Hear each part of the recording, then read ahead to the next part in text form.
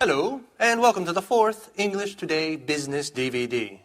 In this DVD, you can watch another 4 episodes of our story, On the Job, followed by the business skills section that looks at another aspect of win-win language. We'll then look at the following language topics. Describing the stages in a business transaction. Expressions used at international business fairs. The language and delivery techniques used in presentations. So, have fun and enjoy your viewing.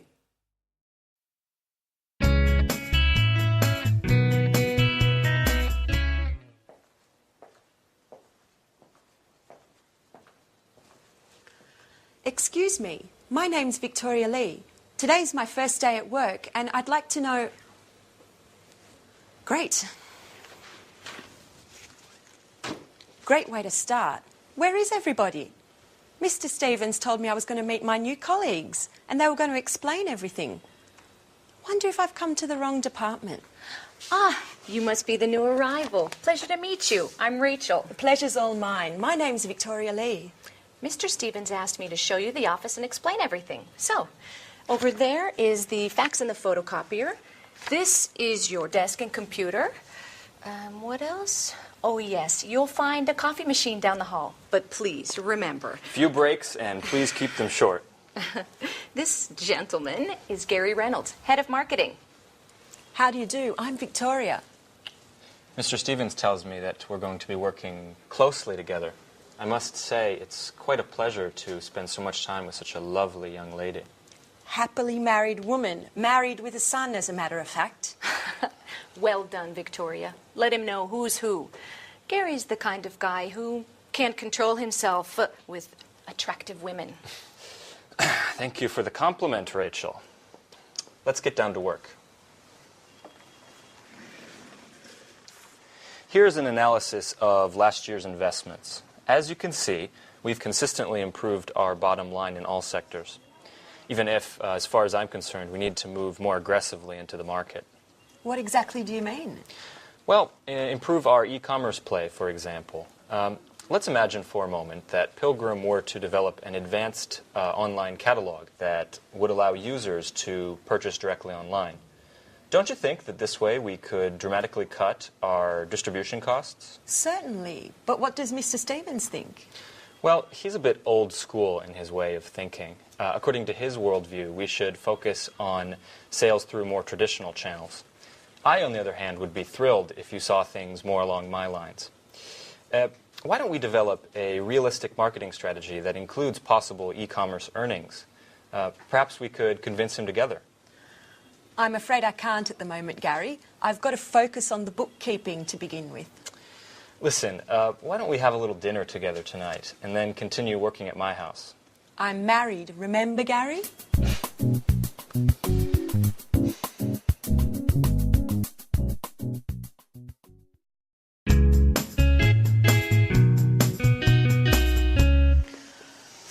Statistics, accounts, reports. Not much has changed from Spectre. And I was hoping for a more creative position. See you later. Oh, hello. You must be the new hire. I'm Aunt Baxter. I'm Victoria Lee. I recognise your name. Have we met before? I don't think so. Or perhaps we met at the Red Lion pub. I often go there with my friends.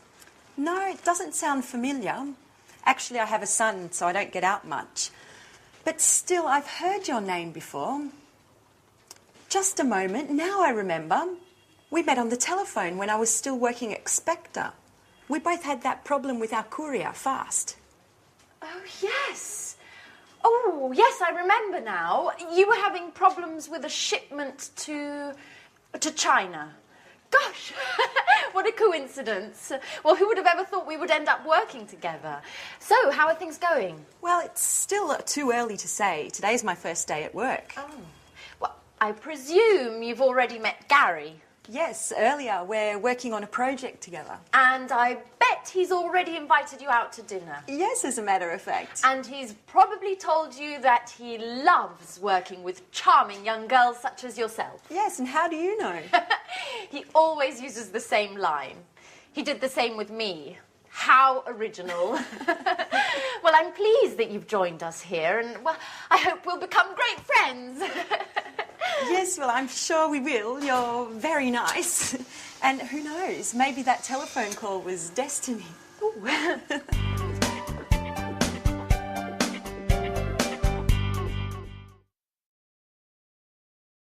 So let's talk about making presentations. I think it's very important when you decide to make a presentation to give it a good structure, because that will help you when you're actually giving it. So let's look at some of the language which will help you give the presentation structure, okay? And let's call on the screen to help us with that. First, it's important to draw everybody's attention to make sure people are quiet. So you could say, for example, shall we start? Shall we begin? Or let's get started. All right, now those are ways to draw the attention of the audience.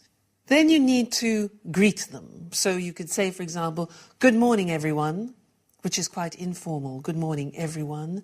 More formal would be, good morning, ladies and gentlemen. That's more formal. So you greet them. Then you introduce yourself. So it would be like this. And an example would be, let's get started. Good morning, everyone. Let me introduce myself. My name is Louise Evans, and I'm in charge of marketing. Okay, so you give your name and also your position of responsibility in the company. So you can say, I'm in charge of, or I'm responsible for marketing.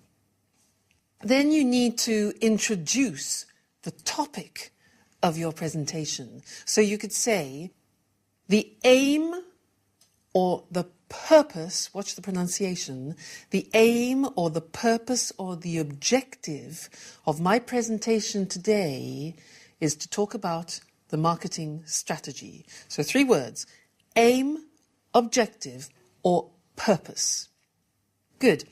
You could also say, for example, I'd like to give you a brief overview or an outline. Now that's quite similar to summary. It means a general picture. So I'd like to give you an overview or an outline of our marketing strategy. Then you need to usually divide the presentation up into 3 or 4 or 5 points. So we could say, I'll divide my presentation up into 4. Notice we say, I'll divide my presentation up into. It's quite complicated, that. I'll divide my presentation up into 4 points. Now, another word for points is items, or we could say headings, areas, sections, or subjects. Please don't say arguments, because an argument means a heated conversation between 2 people. So, I'll divide my presentation up into 4 main points, items, headings, areas, sections, or subjects. Then you need to look at the verbs that you can use, because you can say then, firstly, I'd like to discuss the marketing strategy. I'd like to introduce the marketing strategy. I'd like to look at. Look at is the same as analyze or consider. I'd like to explain. That means talk about the details so that people understand. I'd like to examine. I'd like to show. And I'd like to illustrate. These are the main verbs that you would use when describing what you're going to do. So firstly, you can say firstly, secondly, and finally, or last of all. So you see, you divide it up into sections. Firstly, secondly, finally, last of all. Now, it's often a good idea to talk about the duration, the length of your presentation, because often business presentations can be too long and boring.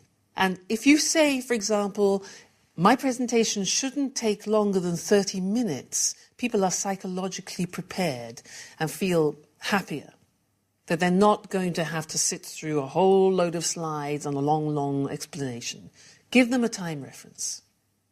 Then, you need to decide when you're giving your presentation if you want people to interrupt you during it or if they should ask questions at the end of your presentation. Now, if you want to invite participation during the presentation, you could say, for example, please feel free to interrupt if anything's not clear. Okay?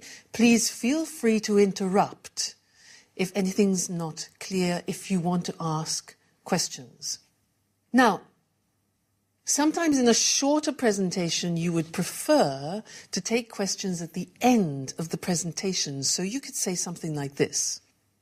If you have any questions, could I ask you to keep them until the end of the presentation? Let's look at that again. It's not easy.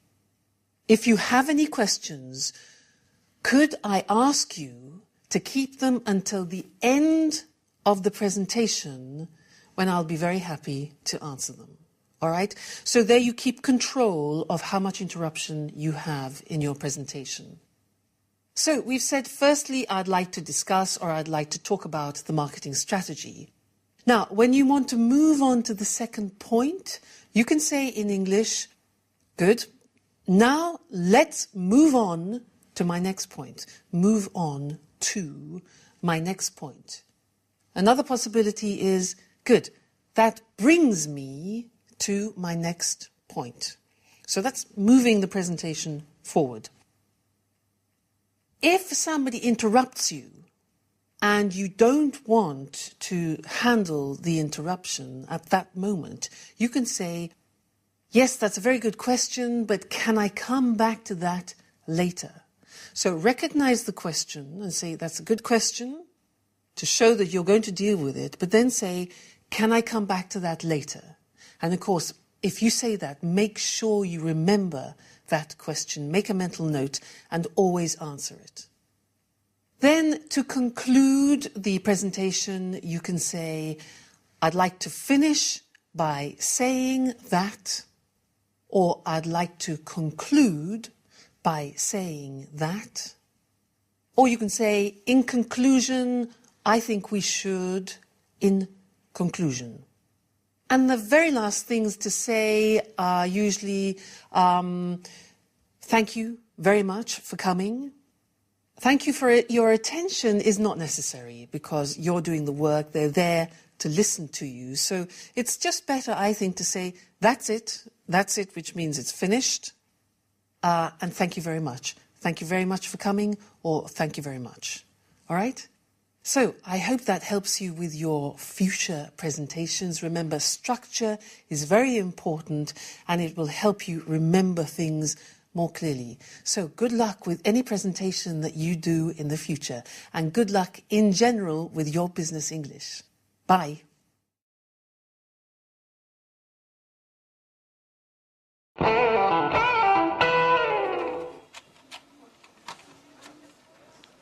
Who's in charge of delivery to the Blue Moon bookshop? Ann and I. Why? They've just telephoned complaining that they haven't received anything yet. Well, that's impossible. I sent the delivery 5 days ago. That's just it. I don't understand what could have happened. The merchandise should have arrived by now. Anne, call the shipping agents to find out what's up.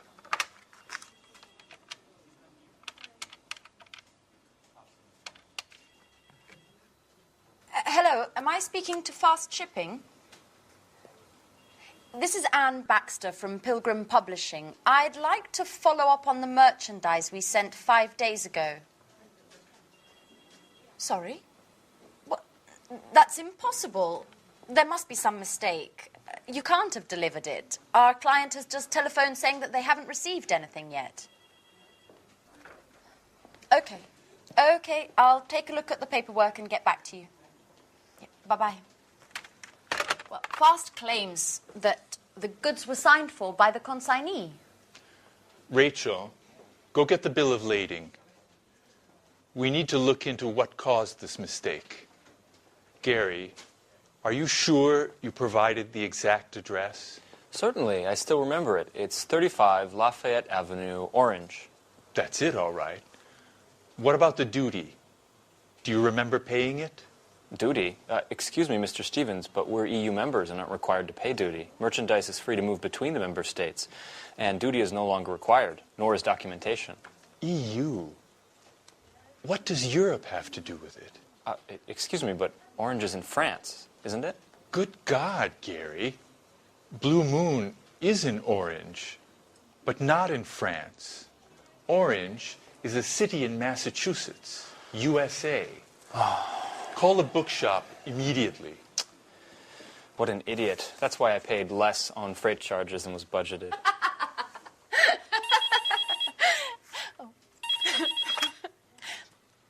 Hello, Pilgrim Publishing. This is Anne Baxter. How may I help you? Hello, this is Victoria Lee. I'm calling in regards to the shipment. I was wondering if you had any news yet. Yes, actually, I was just about to call you.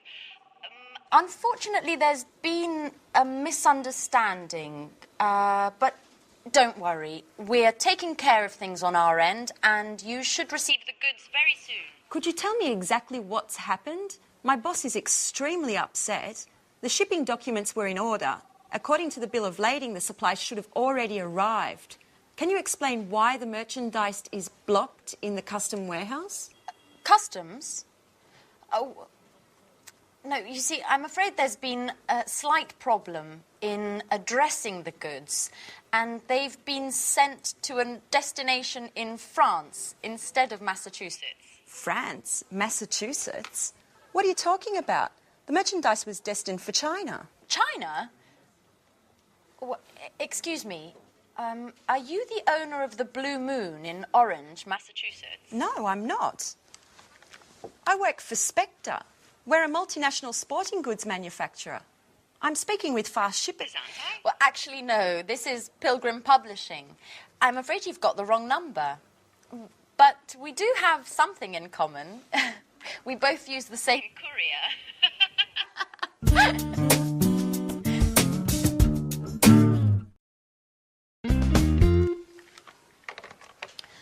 Life is funny. I dial a wrong number, and who do I call? A publishing house. Maybe it's fate. Nice young woman as well. What was her name? Anne Baxter, that's right. We use the same couriers and are both having problems with deliveries. What a strange coincidence. Mrs. Lee, have you spoken with fast shippers yet? Not yet. The number's always busy. We have to figure out what's happened. This delivery delay is costing us a lot of money. The courier assured us that the merchandise didn't have to pass through customs, that it would have left their warehouse with the customs bill already compiled, without any additional customs requirements.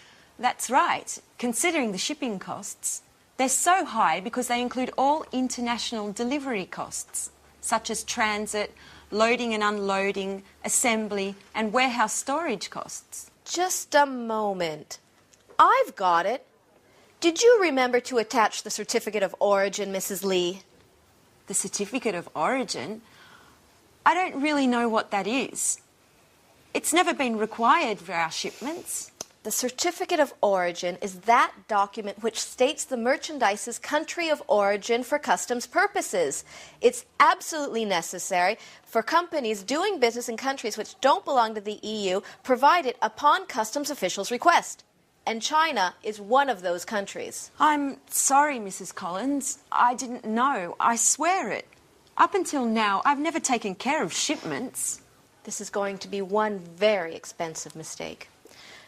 Oh, by the way, I'll be taking our losses caused by this delay out of your salary.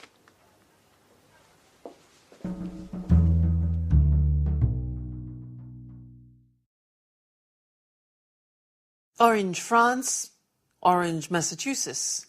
Well, that's an understandable mistake. But Orange, China? You see what can happen if the goods are addressed to the wrong place. It can be very costly, as we saw in the video. Now, let's look at that process of buying and selling, that transactional process, and the commercial documents which are related to that.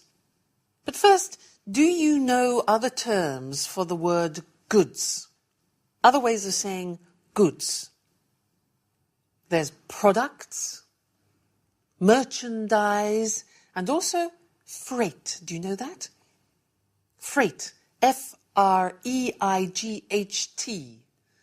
Yeah, all four of them we use. Products, goods, merchandise, and freight. So let's look at that process now. And imagine that we are a buyer, a potential buyer. We would like to buy something. And so we contact a seller. Look at the screen, which will give you the list of the documents which we would need to do this transaction. The first one is the buyer makes an inquiry. Now, inquiry can be written with an E at the beginning or an I, an inquiry. So what's that? Well, that's to ask if goods are available, what the price of those goods are, what the conditions of delivery are, and also what the terms of payment are. So we as the buyer make an inquiry. Now, the potential seller sends back another document which is called the offer or the quotation. In that document, the seller offers to sell us the required goods, the goods that we have ordered at their price and with their conditions. After that, we as the buyer decide if we want to go ahead. And if we do, then we make the order. That's the third document, the order. Now, in the order, we have all the full particulars and details of the goods that are to be supplied by the seller. So we have the inquiry, then the quotation, and now the order. After the goods are then packaged and they are prepared for transportation, usually we contact a shipping agent. Now, a shipping agent are the people who actually organize the transportation of merchandise. And they're also called freight forwarders. You see that word again? Freight. Freight forwarders or shipping agents. Now, that can be by sea, by land, or by air, depending on where the goods are going and what the goods are. Okay, so we decide to make the order. Now, the actual process involved at the beginning of payment starts with what we call a pro forma invoice. A pro forma invoice. Now, this is like an ordinary invoice, but in fact it's not the real one. It has all the details of the transaction, but it's not yet the real invoice. And that's often given to shipping agents who are doing the transportation. The most important document of payment is the invoice or the bill. Now, in the invoice, it's the document that describes the goods, the freight, the merchandise, the quality of that, the quantity, and the price.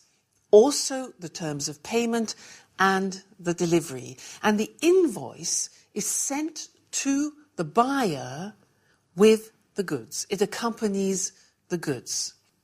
Then we, as the buyer, have to actually buy the goods, and to do that, payment takes place. Now, the safest way to pay for goods is still the letter of credit.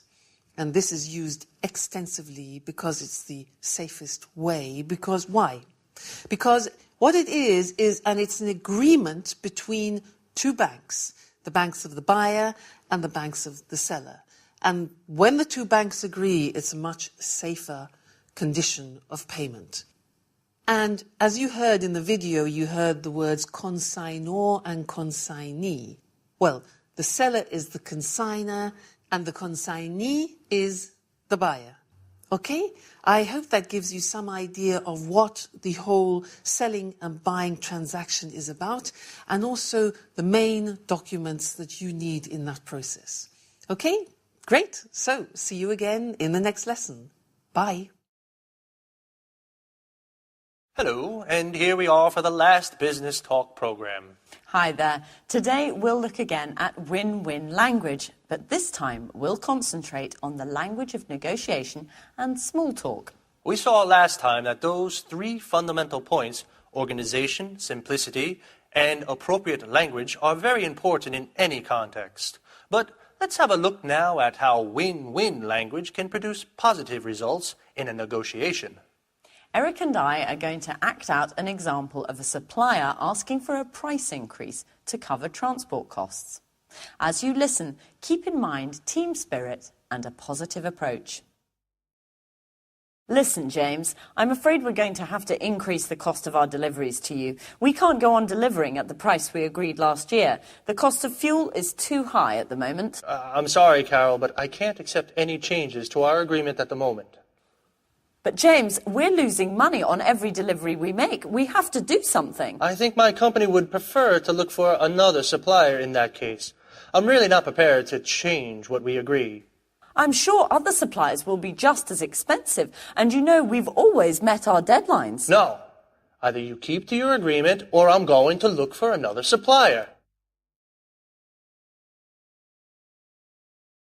Now, this was a typical I win, you lose situation. Okay, now let's have a look at a possible outcome if win-win language had been applied. Listen, James, I'm afraid we're going to have to increase the cost of our deliveries to you. We can't go on delivering at the prices we agreed last year. The cost of fuel is too high at the moment. Carol, this is very difficult. Let's try to see if we can find an alternative solution. Good idea. Why don't we try to break down your costs and see if we can help you make some savings? Well, as I said, the problem is simple. It's the high cost of fuel. How about trying to reduce the number of trips? If we can order in bigger quantities, surely you can save on the fuel. It might be possible. Give me some time to make some calculations. Okay, shall we talk tomorrow and see if we can reach an agreement that works for both of us? The result in this situation is very different.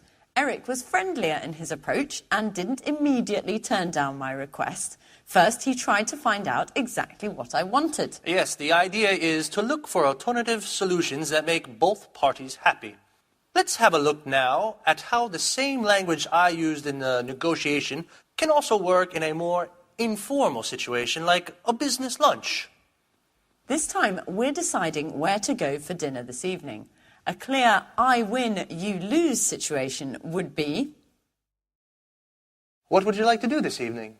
I'd like to go to a fish restaurant. Unfortunately, my wife doesn't like fish. Well, I'm sure the restaurant will serve something else for her. Well, yes, all right. I know a good fish restaurant. Could you pick me up at the hotel? Yeah, sure. This time I'll apply some win-win language. Let's see what happens. What would you like to do this evening? How about going to a fish restaurant? Does your wife like fish? Unfortunately, she doesn't. No problem. Why don't we try to find a restaurant that your wife likes that can offer me some good fish as well? Great idea. I think you'll like her favorite restaurant. They do fish, too. Fine. Let's meet at the restaurant. I can take a taxi from the hotel. Oh, of course not. We'll pick you up at the hotel. Okay, well, we haven't got time for anything else today, so goodbye. Bye-bye. So, if you're negotiating or deciding where to go for an informal business dinner, win-win language can really make a difference. Let's have a look at the 4 phrases used in both win-win situations that made this difference. How about trying to reduce the number of trips? Why don't we? Why don't we try to find a restaurant that your wife likes? Let's try to see if we can find an alternative solution. Shall we? What time shall we meet? When placed at the beginning of a sentence, these phrases involve the other person and keep them involved in the conversation. Even in informal situations, it's important that no one comes away feeling they've lost. So this technique can be very useful. The key to small talk is simplicity. Use open questions. Where did you go on holiday last year? They keep the conversation going. Try not to use closed questions. Did you go on holiday last year? They only require a yes or no answer, which can often finish a conversation. Prepare some simple responses to things that people may tell you. That's interesting. Congratulations. Oh, how terrible. That's too bad. Fantastic. Amazing. Most important, prepare an appropriate way to say goodbye. I think it's time for me to get back to the hotel. Thank you for a lovely evening. I'm afraid I have to be leaving soon. I still have to finish some work. It's been wonderful meeting all of you. Well, it's been really nice talking to you. Use win-win language and everyone is a winner.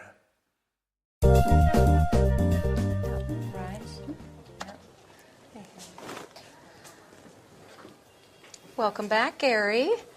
How was the International Book Fair in Frankfurt? Great. I cultivated a number of interesting contacts that could lead to great opportunities. I also participated in a very important conference on the current state of affairs in the international book market. Oh, do tell, Gary. Yes, okay, but just a brief summary because I've really got to get going. Mr. Stevens wants a report on the trade fair ASAP, and I've been away for 3 days, so I've got a ton of work to catch up on. In any case, a number of the top company representatives from the largest international publishing houses participated. The most interesting presentation was surely that of John Schumann, one of the top experts in the publishing sector. And what did he have to say? Excuse me, just a moment. It's one of my contacts from Frankfurt. As I was saying, John Schumann, using the most current data as his starting point, he determined that the publishing market is growing slowly and that the number of readers is stagnant. It's the readers who already buy books and who want to increase the size of their libraries who are responsible for sales. To cut a long story short, the current crisis has been around for a while. Unfortunately, yes. Just the other day, a friend of mine from Amsterdam in the publishing trade was telling me that his company has had to let 15 people go since the beginning of the year. You're kidding. Does that mean that we could become redundant? No, Rachel, I just finished telling you that the trade fair was a huge success. We've just got to look at these things over the long term. It's the latest technologies that will offer the most success in this market. What do you mean? I'm talking about digital editing. We are on the cusp of a revolution in publishing. In other words, the transition from printed publishing to digital publishing. I'm afraid I don't agree with you, Gary. Internet, email, CD-ROM, DVDs, and all electronic gadgets put together will never substitute the joy of reading a book. I know, Rachel, you are a Luddite, but this is the future. The owner of a multimedia publishing house from Stockholm told me that they were able to greatly lower production, distribution, and warehousing costs, all due to digital publishing.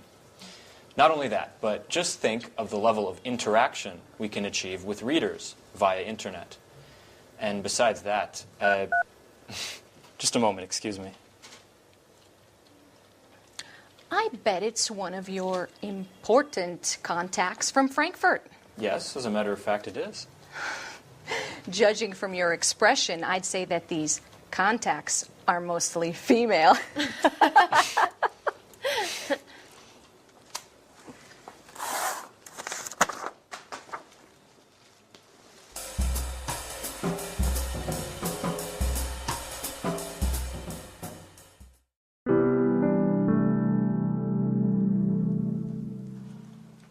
Oh, hi, Victoria.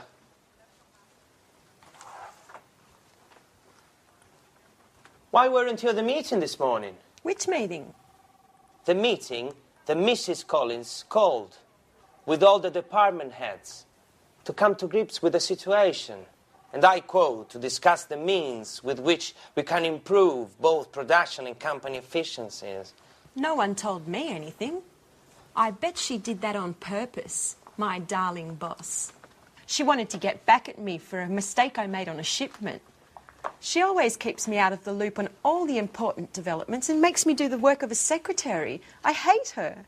Come on, Victoria. Chin up. Things will get better. I'm not sure about that, Paul. Anyway, tell me, What did you discuss at the meeting? Well, you can imagine the tone that Mrs. Collins used. She prefers cold and distant. She urged us all to work even harder to overcome this difficult moment for the company. According to her, we should be working 24/7, 365. Listen to this. She told the warehouse manager to calculate the efficiency of workers more precisely as they go about their tasks, and if necessary, to lengthen their hours. Then she invited Mr. Rover, the personnel director, to evaluate the necessity of any new hiring. She told him that from now on, each and every short-term or long-term plan must first be evaluated and approved by her. I always said she was a dictator. Yeah. And she claims that we should be delighted at her flexibility, and that many corporate heads she knows would just resort with a huge personnel cuts to improve the situation. Oh, what an understanding woman. You bet. Then she added that companies need to meet deadlines and to work within strict budgets in order to keep clients satisfied and remain competitive in the market. Finally, referring to you, she reminded us all that delays and errors in projects are absolutely unacceptable. What are you doing, Victoria? Are you taking notes? No, I'm writing my letter of resignation.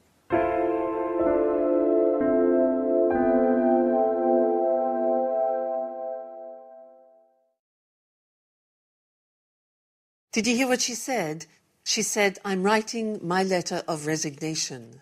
Now, do you remember what that means? Letter of resignation, it means she wants to resign, she wants to leave the company and quit her job. Poor Victoria. Well, let's now turn back to what we said at the beginning of the lesson, which was international fairs, and look at some of the language which is useful for you related to those. Now, if you decide to represent your company in an international fair, you are called an exhibitor. Look at the screen. An exhibitor.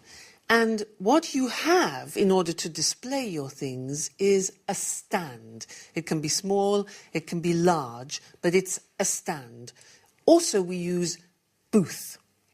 Now, when you go to the fair, the hard work begins because you have to set up or build the stand. Then, when it's ready, you display, which means to show, you display your goods, your products, or your services. Then at the end of the week, usually it's a week, you take down the stand. Now, if you're on the stand, it's really hard work, and I want to help you with some phrases that can be useful when visitors are walking past. Now, as they walk past, you often want to invite them onto the stand. Sometimes they will talk to you directly, but other times they just want to come on and look around. So you could say, do come in and have a look around. Have a look around. Now, another thing we use, which is very nice, is please feel free to browse. Please feel free to browse. Browse, which is also computer language, it means to look at things calmly. Okay? Now, obviously you don't want to abandon them, so you could say, if you need my help, don't hesitate to ask. If you need my help, don't hesitate to ask me. Okay? Now, obviously, with potential clients, there comes a time where you will be talking about prices. So, often a question that they will ask you is, what price discount do you offer on large quantities? Price discount, okay? Or what discount do you offer on upfront payment, which is an American term, or cash in advance, which is the British term. So that means you pay upfront. You pay before receiving the goods. Now, when you're answering questions like that, It depends on the person you're talking to because they might be from Japan, from Germany, from America. So an important question to ask is, which currency would you like me to quote you in? Which currency? It could be yen, it could be pounds, it could be French francs, for example. So which currency would you like me to quote you in? Now, you could also say, for example, our price is X works, fob, or chief. Now, these might be familiar to you. They are the specific Incoterms. Incoterm means the international contract terms. Okay? Let's move on. Payment. Now, that's an important consideration. The question could be, what are your terms of payment? And you might want to answer, well, we usually work with a letter of credit. And as we said before in the previous lesson, a letter of credit is probably the safest term of payment. Then delivery questions could be, how long will it take you to deliver after confirmation of the letter of credit? Other possibilities are, they will ask you, what are your delivery conditions? Can you shorten your delivery time? Now, shorten means reduce it. So can you shorten your delivery time to, for example, 15 days? And another thing is transportation. Which freight forwarders, do you remember that? Shipping agents. Which shipping agents or freight forwarders do you use? Now, if you have to produce things, then you could ask the question, for example, or state, we need 60 days production time. Another word for production time is lead time. So we need 60 days production time, lead time from receipt of the letter of credit. That's very important. These conditions are extremely important to state at the beginning of your business relationships. Then, when you've talked and when it's time for the client to leave, you exchange business cards. So you could say, here is my business card with our company details. You can reach me on this number anytime during office hours. Notice we say you can reach me, you can phone me, you can contact me. Then after the fare, you can say, for example, let me know if you need anything, or give me a call if you have any queries. Queries, another word for questions. Don't hesitate to contact me if you need help, okay? And then just wish them have a good trip back, because they've probably traveled from another country. All right, well, I hope that helps you in some way to deal with the situation when you're on the stand. And good luck, because it's really hard work. Okay, thanks very much, and see you in the next lesson. Bye.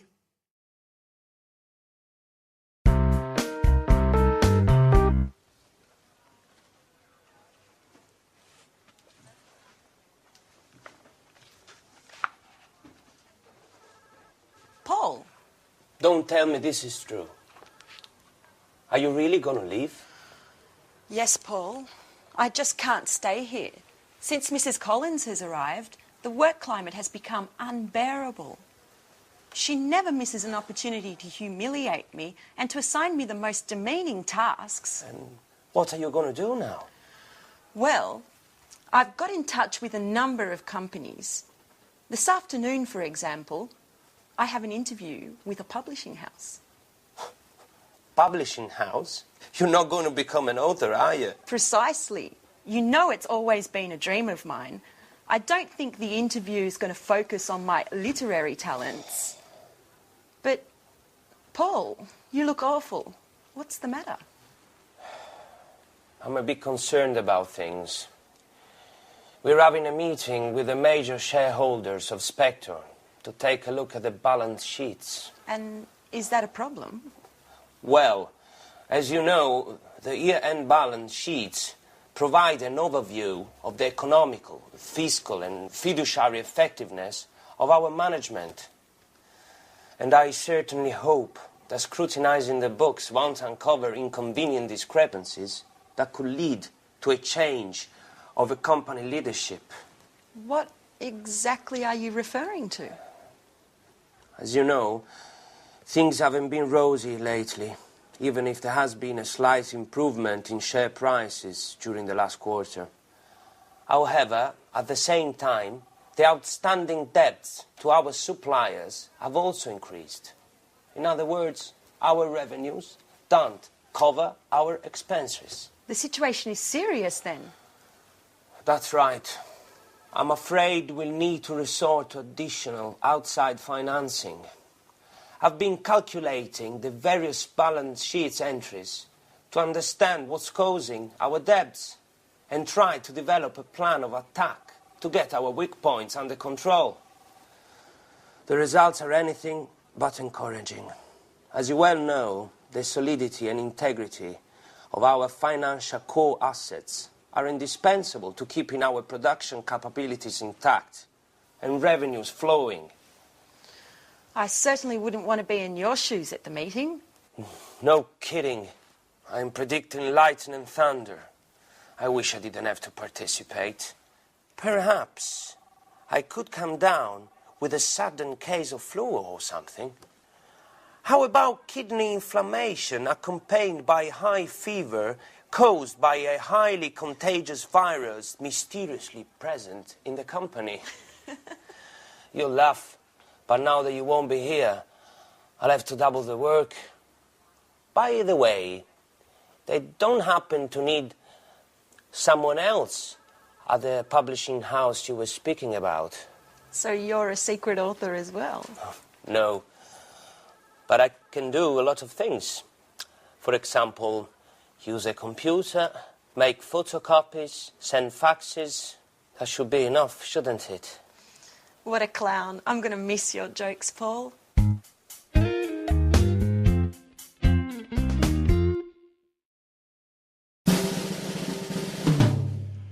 Yes, I see. I understand. But it has to be done by Friday. Is that possible? Good, good. It's very important. We'll be in touch. Thank you. Goodbye.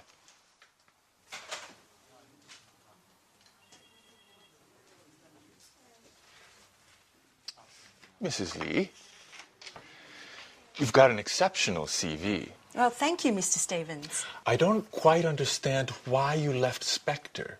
According to this, you were in a position of considerable responsibility. That's true. I was very satisfied with my job at the beginning. I had a very prestigious position and many high-profile projects were sent my way. However, once Spectre was taken over by a Japanese multinational, things just took a turn to the worse. My boss was let go, many of my colleagues were transferred, and I was relieved of my duties. And of course, well, maybe I shouldn't tell you. Please do. No reason to be afraid. Well, the truth is, I just didn't get along with my new boss. I appreciate your frankness. Sincerity is one of the main qualities that I look for in my employees. But tell me, Mrs. Lee, how are your bookkeeping, invoicing, and administrative skills? Excellent, I would say. But I wanted to speak to you about an... Are you familiar with the publishing market? Yes, to a certain degree. But as I was saying, ever since I was a child, I've always been fascinated by... You can tell me about your dreams at another time, Mrs. Lee. Currently, we're busy with our year-end balance sheet, and I need a well-trained assistant to prepare an assessment of our administrative expenses and to study our assets and liabilities. You, considering your experiences, appear to be a perfect fit. Well, thank you, Mr. Stevens. But once this emergency has blown over, I was wondering if perhaps you could take me into consideration as Yes? as an author. I'm quite talented. My literature professor at university used to encourage me. This is not a school, Mrs. Lee. I got in touch with you to speak to you about our marketing office. That's what I'd like to hire you for. Please don't be offended, but keep your dreams to yourself for the moment. As far as books are concerned, we can get started on the bookkeeping immediately. Certainly. But later? We'll see. We'll see.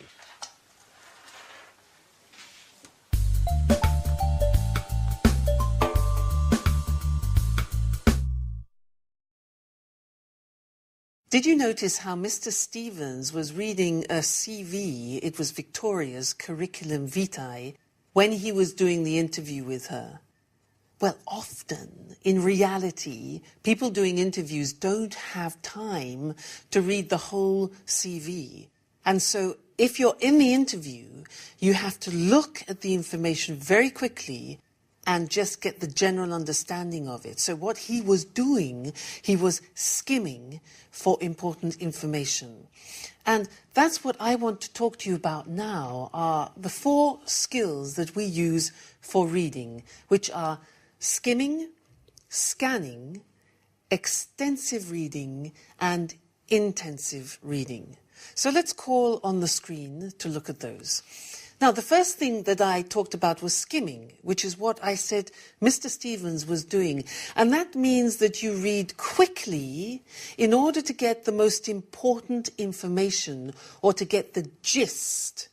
The gist is the general understanding. The most important information to get the gist.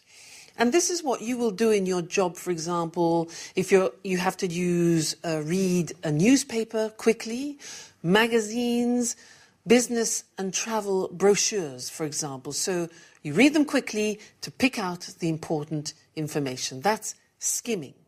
The second one is scanning. Now, we use scanning in order to extract particular information, a particular piece of information. So, for example, if you want to see a particular television program, you scan it. If you want to think about travel, if you want to see what train or what plane leaves, a train or a plane schedule, you scan it and pick out the particular information important for you. Also, a conference guide. When there are many speeches, you scan and pick out the one relevant to you. So that's skimming, scanning. What about extensive reading? Now, extensive reading is the type of reading you use when you want to obtain a general understanding about a subject. So, for example, it could mean for you reading a market strategy book, or a novel, or a magazine article which is related to your job. So, extensive reading for general understanding. And the last one is the intensive reading, and that is for very close, very accurate reading for detail, and that's where you read for every word. It's important to understand every word and every fact, obviously. And in this case, you would use it with like a bookkeeping report, very important to look at the details, an insurance claim, or for contracts. Terribly important to read every word. That is intensive reading. So remember that when you're in your workplace, it's important to be able to move between skimming, scanning, extensive reading and intensive reading. Sometimes in English you are tempted to want to understand every word. So you use the dictionary. It takes ages. It's just not necessary. Remember, check on what the task is that you want to achieve, and then choose whether you need to skim or scan, and don't bother about the words that you don't understand. Go for the particular information. All right? So happy reading. Bye, and see you in the next lesson.